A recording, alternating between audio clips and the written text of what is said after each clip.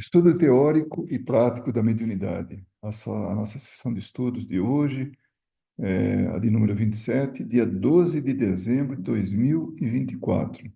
Nós estamos na quinta unidade do nosso estudo, Fenômenos de Efeitos Físicos. O capítulo é o 32, Materialização.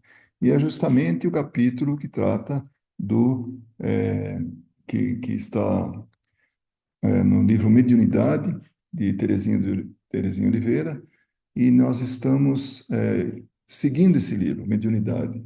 Mas esse mesmo curso, esse mesmo estudo, ele está pela própria autora no YouTube. Então, ele pode ser comparado, pode ser complementado um com o outro. Então, fica aí nossa sugestão, né, para esse estudo. Bom, o nosso estudo é materialização, né? Como a gente falou, e ele é o capítulo 31. Então, primeiro, materialização. Vem de material, vem aquilo que, de alguma maneira, toca os nossos cinco sentidos. Então, conforme o livro nos diz, é um fenômeno que os espíritos constroem algo material, constroem, fazem, tornam possível, né? E esse algo material pode ser substâncias que não têm uma forma, né? Ou mesmo corpos humanos, coisas que pode ser, assim, que tem uma forma, que não tem uma forma definida, é, por exemplo, líquidos, né?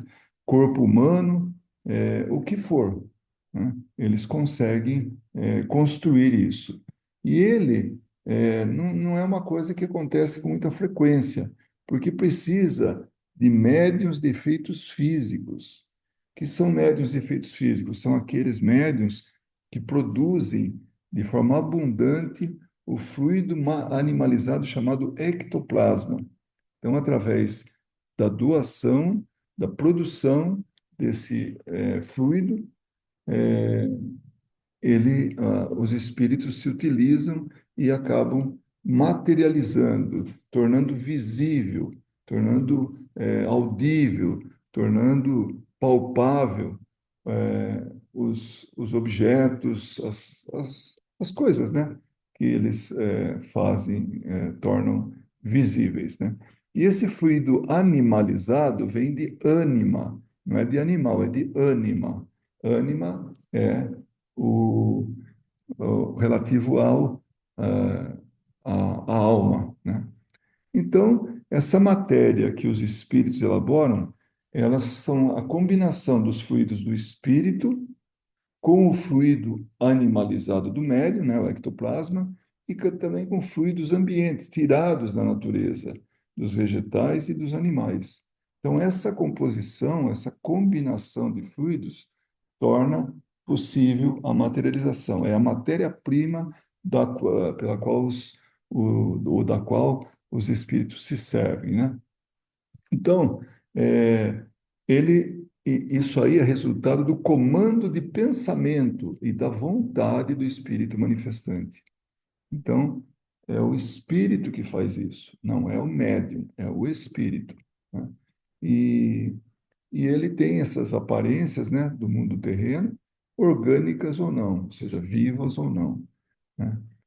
Então, para formar isso, né, ele imita substâncias do nosso mundo terreno, mas a estrutura não é a mesma, né?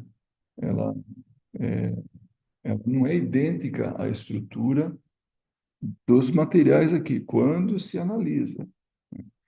Então, ele imita essas substâncias. Então, nem sempre é palpável, nem sempre tem a consistência que tem aquilo que é real, aquilo que está no plano material. Se ingerida, né, como por exemplo uma fruta, um alimento, né, pode dar a impressão de saciedade, porque é uma substância. Então, a pessoa pode comer e pode se sentir alimentada, porque é uma substância, é uma fruta, é um alimento, né? E normalmente é assim, de presença temporária. e breve. Então, fica durante um tempo. Agora, quando é duradoura, a autora desse livro, ela acha que é transporte e não materialização, que é outra manifestação de efeitos físicos. Então, se vem um objeto de outro plano, ele é transportado, ele já existe no plano material, aí ele vem e ele é trazido para esse local onde as pessoas estão. Então, é um transporte e não propriamente a materialização. Bom, como é que funciona? Qual que é o mecanismo do fenômeno, né? Primeiro, o médium provoca, produz, disponibiliza o ectoplasma, que é o fluido animalizado. Então, que vem de ânima, de novo, tá? Não é do animal. Então, esse fluido, ele é chamado de ectoplasma. E, em alguns momentos, parecem fumaças, nuvens, né? Vapores, que pode ser luminescente, se for num ambiente escuro, ou não. Então, pode ser invisível, né? Assim, do ponto de vista, está tudo escuro, não se vê nada, ou então se vê porque adquire uma luminescência, né? E também vem não só dos médios, né? Do médium, mas também das pessoas que estão irradiando esse mesmo material. Então, através de pensamentos, através da concentração, tudo, os demais que estão presentes na trabalho mediúnico, né? Então, eles vão produzindo isso também, vão contribuindo, né? E ele tem uma característica assim de ser frio comparado com o que está no ambiente, né? Então, ele tem uma sensação de frio, né? Que aparentemente é a perda, o dispêndio de energia calorífica. Então, essa energia, ela sai e rouba calor desse fluido, né? Então, e à medida que se aumenta a condensação, essa substância vai se condensando, né? A forma que vai sendo produzida vai ficando mais e mais visível. Então, ela vai se condensando e formando aquilo que os espíritos estão materializando, né? Aí, no final, depois de tudo acabado, essa formação se dissolve, como se esvanecesse no ar, como se fosse assim, desaparecendo, né? E, e os fluidos que foram utilizados, eles voltam para a fonte, ou seja, voltam para o médium e para os demais participantes, e também para o meio ambiente. Naturalmente, que esse material, em pequenas quantidades, ele pode permanecer quando foi aplicado no médium, desculpa, no paciente, se for um caso de cura, né? Então, se é uma prótese, por exemplo, então ela se torna é, permanente. Então, é, não, não retorna para o espírito, para o médium, né? Fica no paciente. Então, mas normalmente a maior quantidade retorna para o médium. A materialização de espíritos, quando os espíritos eles se tornam visíveis, né? Ela, ele pode ser tanto parcial, por exemplo, materializar uma mão, um rosto, um busto, uma garganta ectoplásmica ou ectoplasmática, né? Para poder falar, para poder emitir o som, né? Ou então, um espírito de corpo inteiro. Então, depende muito da disponibilidade desse fluido, né? Pelos médiuns, depende também do conhecimento do espírito. A Kate King era um espírito que participou dos estudos, né, de William Crookes com a Florence Cook, que era a médium. No começo, ele estudou durante 3 anos. No começo, era parcial. No começo, porque das manifestações, da materialização de espíritos, a Kate King não tinha o total domínio de como manipular o ectoplasma. Então, era tudo muito assim, indefinido ou parcial, ou ainda algumas extremidades não finalizavam. Com o passar do tempo, ela foi ficando cada vez mais e mais nítida, perfeita nas formas, né? Nos detalhes, na roupa, então, ela foi dominando essa técnica. Então, ao longo dos 3 anos, no final desses 3 anos, ela tinha realmente um controle muito grande sobre isso, tinha um conhecimento muito grande. Então, ela se apresentava, se materializava de corpo inteiro, com todos os detalhes, completa, né? A vestimenta, o chapéu, sapato, tudo, né?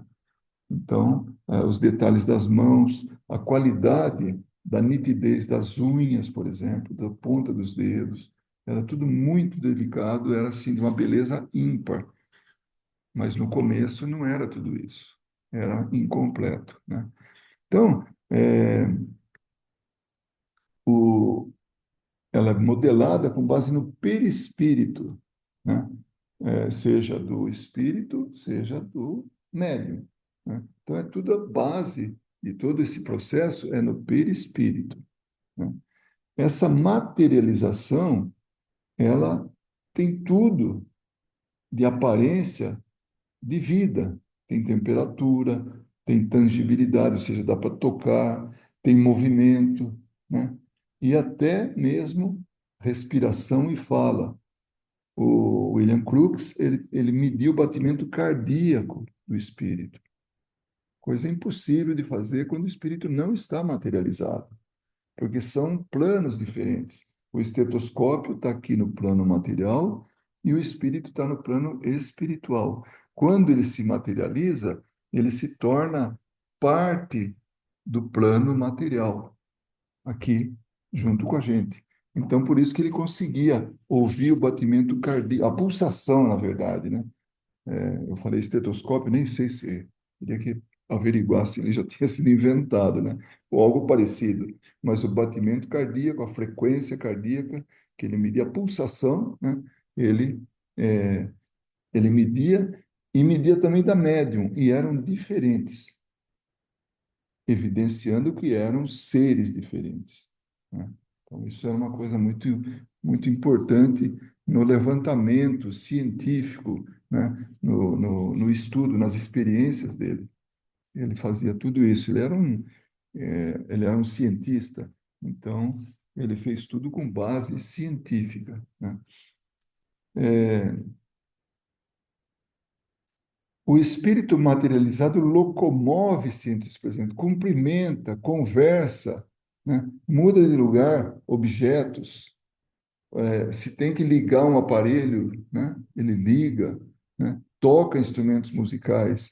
Então, ele interage com as pessoas que estão ali presentes, com o ambiente que está presente, né? Interessante que Kardec não utilizava o termo materialização, né?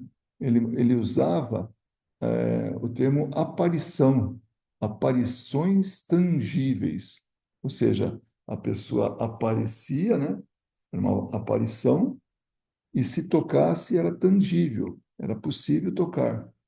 Então, já os espíritas que vieram depois mudaram, né, essa palavra aparição tangível para materialização. Então, hoje é muito mais comum ouvirmos materialização do que aparição tangível, né? Aí vem também que ela comenta sobre os agêneres. Agêneres são espíritos que se materializam e ficam mais tempo do que o normal. Passa mais tempo, convive durante algum tempo com os encarnados, como se fossem encarnados também. Então ele fica presente, ele está ali interagindo, ele está ali convivendo, ele está falando, as pessoas tocam nele, ele é sólido tanto quanto um encarnado. Então, isso aí tudo é possível e, nessas circunstâncias, quando o tempo é mais prolongado, quando tem essa convivência durante mais tempo, esses espíritos, nessa condição materializado, né? Então, eles chamam de agêneres ou agênere. O agênere é o que não foi criado, né? Mas ele está ali. Ele não foi criado da maneira como nós, por exemplo, fomos criados, que nascemos, reencarnamos aqui e passamos a ter um corpo físico e nos manifestamos através desse corpo físico, né? Agora, tem alguns cuidados, é muito importante isso. A gente sabe disso. E nos trabalhos onde envolve ectoplasmia, essa que é sensível à luz, se trabalha no escuro, né? Então, durante a manifestação, o médium apresenta perda de peso. E se a gente for buscar na literatura, principalmente naqueles trabalhos de materialização, de curas, né, através de materialização, do lar de Frei Luís, quando observavam o médium, ele tinha encolhido de tamanho. Mas como é que é isso? É, ele se desmaterializa parcialmente. Então, por isso que ele fica de volume, de aparência reduzida. O corpo dele se reduz. A Madame d'Espérance, ela, algumas pessoas que foram, assim, convidadas a examinar ela, tinha momento que ela estava ali deitada, as pessoas colocavam a mão sobre o corpo dela e só encontravam o vestido, né? Porque ela se desmaterializava à medida que o espírito se materializava. Então, por isso que é temporário, é um empréstimo o ectoplasma, nessas quantidades muito grandes. Tem que devolver para o médium para que ele volte novamente a ser, a ter o corpo que tinha, né? Então, é, essa perda, ela é reposta e o mais breve possível, né? Logo depois da manifestação. E normalmente o médium emagrece um determinado peso depois depois da materialização de espíritos, né? Então ele perde. No caso aqui, ela fala em 2 quilos por reunião. E é interessante, coincidentemente ou não, nós temos um trabalho de curas, né?